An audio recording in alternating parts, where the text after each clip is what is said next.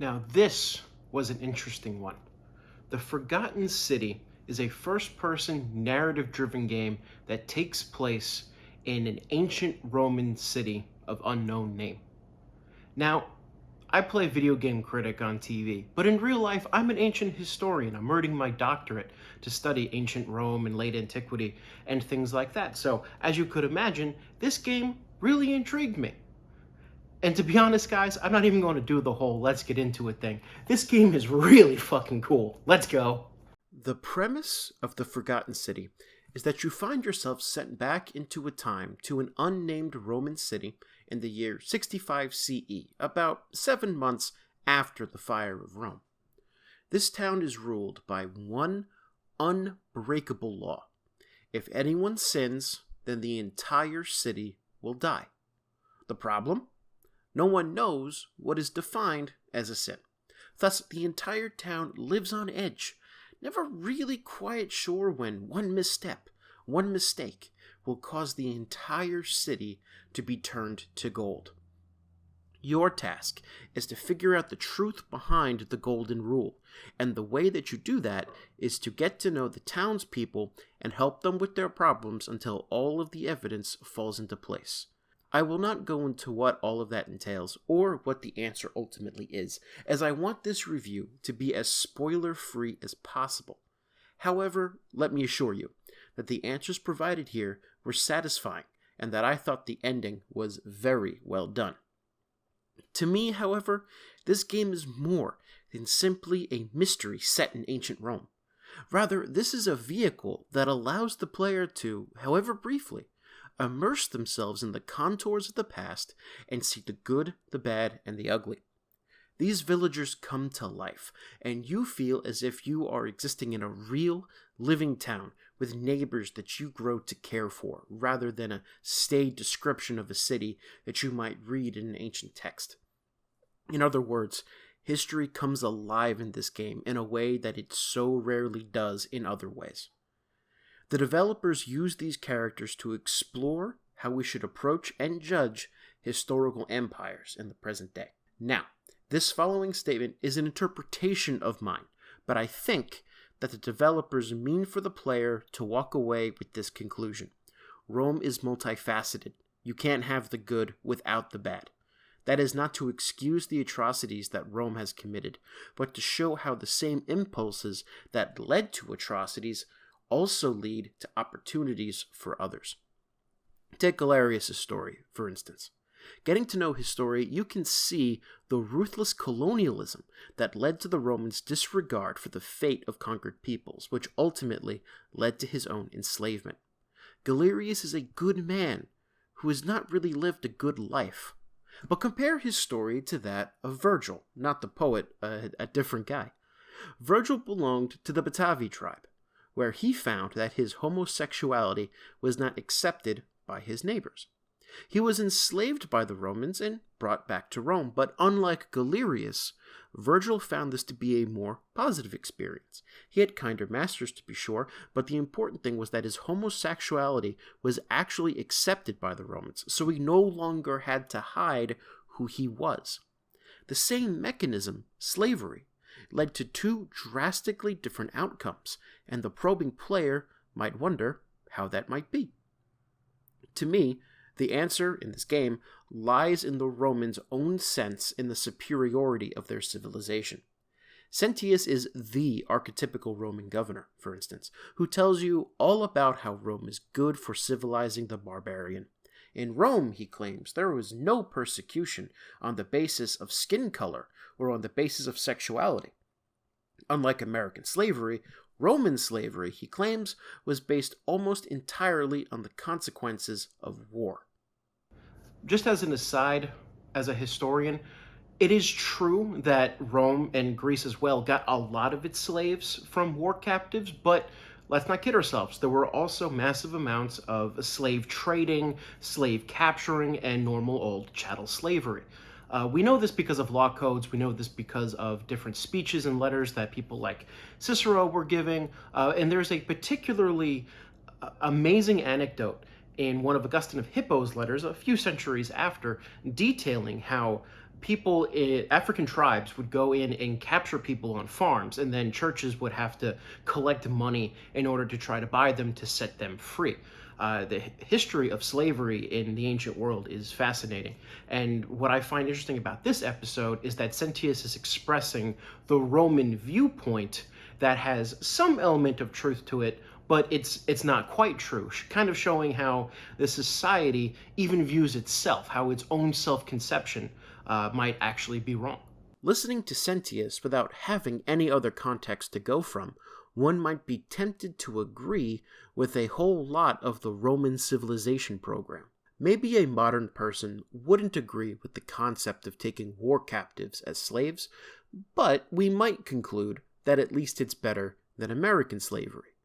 With race and sexuality being such hot topics today, we might conclude that Rome was more tolerant than modern society, at least on those issues, even if we find Sentius's patriarchal attitude towards women to be abrasive. More than anything, though, the player walks away from Sentius agreeing that a heavy hand is needed in a place like this city, where even one mistake can cause the death of everyone. We can see the further nuances of Rome's colonial attitude and respect to its civilization and its culture through the eyes of Gorgias, Rufius, and Cabache. Gorgias and Cabache both complain that the Romans have simply taken over the gods, myths, and other cultural concepts from civilizations that have come before, sometimes only doing the bare minimum to call them Roman, such as changing the name of a god. Gorgias complains that his real name is Georgios, but once he moved to Rome, the Romans would naturally just Latinize his name to Gorgias. However, Gorgias and Cabache differ in their responses to this type of cultural colonialism. Gorgias aims to assimilate and builds for himself a happy life within the new rules that Rome has imposed, while Cabache retains a deep-seated anger against Rome that you get to experience a bit later into the game. Gorgias is much more similar to Rufius, a Syrian and a closet Christian, who nevertheless maintains his pride in being a Roman legionary. To him, Rome is an open system that will offer a place for anyone willing to fight for her. This raises a lot of questions for the player. First off, who would the player rather be? Or to put it another way, whose individual responses to the changes these characters face are more successful? I find it hard not to think that Gorgias' methods led to a much happier life for him rather than, say, Cabache. At the same time, it's hard to reject Cabache's anger when you look at how much Rome has simply imposed its will on unwilling peoples.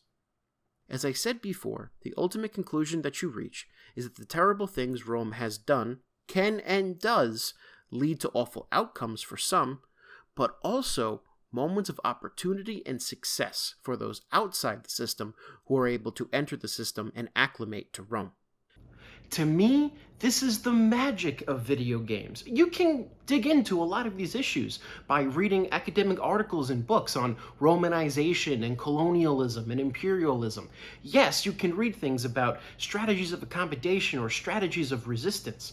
We can have this conception of what's going on. But what this game does is it puts a face to the name. It's not just a person whose name is on an inscription or an anecdote that you read in an ancient text. These are people that you grow to care about, whose stories you get invested in, and then you can see how each individual person is responding to Roman imperialism. This game is an amazing display of how video games can truly popularize academic debates by putting the player into the midst of it all. It can make these academic debates real to people. That's magic. That's great. Now that I've finished gushing over this game as an exploration of history, let's move to the game's mechanics. There is a division between two types of quests, main quests and leads. Leads serve as side quests, but the more you do, the more you come to understand the world and the closer you get to fulfilling one of the main quests. You earn an ending by completing one of the main quests, and there are 4 in total. The trophy system, at least on the PS5, makes it clear which is the canonical ending, the one where you find all 4 plaques, and you should absolutely go for this ending. It is, quite simply, amazing, but I will say no more for fear of ruining the surprise.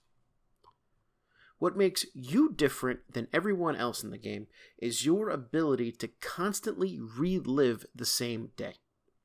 Whenever the golden rule is broken, either by an NPC or by you have to make your way back to the Shrine of Proserpina. When you get there, you can restart the day, keeping with you all of the knowledge you've accrued and all of the items in your inventory. When you start the new day, you can tell Galerius to go do all of the things that you've already done, so as to keep progress going from the completion of your other leads. The time-traveling mechanic also allows you to redo quests that you had previously failed, sometimes with new insights from having failed it before. The time travel mechanic is, in my opinion, done very well. The game is not very action-intensive. The vast majority of the time, you'll be walking around and talking to people. There is some very light platforming when you get to certain action sequences, and sometimes you have to shoot your bow at enemies, but that's about it. This game is a narrative-driven game through and through, and I think that's to its benefit. Before I finish up this review, I do want to mention one issue that I thought was weird. There is a part later in the game where you're trying to get your favorite candidate to win an election. I'm not going to show it on screen. And you have to drum up votes for his support. What should happen is that you ask the townspeople who they're voting for, and then they tell you, and then you try to change their mind. However, in a lot of cases, I was told that they were going to vote for my opponent. And then, when the election came, they voted for my favorite candidate because I had helped whatever problem that they had. This makes vote counting very difficult because you're given inaccurate information, and this is one of the times where you can see game logic working in a world that has successfully presented itself as a living world. However, this is really the only time where I've seen the cracks, and the election ended up working in my favor anyway, so it wasn't that big of a deal. Overall, as you can tell, I love this game. As a classicist, I love this game. As a video game player, I love this game. As a historian, I love this game. If you're looking for just a great experience that you can get through in a weekend, my God, check this game out. It's on all modern platforms, physically only on next-gen systems, but digitally on the Xbox One, Steam, and PS4 as well. It is worth every penny. This game is amazing, and I love it so much. It's probably going to be one of my personal game of the years, just because of where I'm at personally. That being said, guys, if you like this video, please go ahead, give us a like, subscribe, comment, all of that good stuff, and we will see you next week for more Gaming Through the Ages content. Have a great day.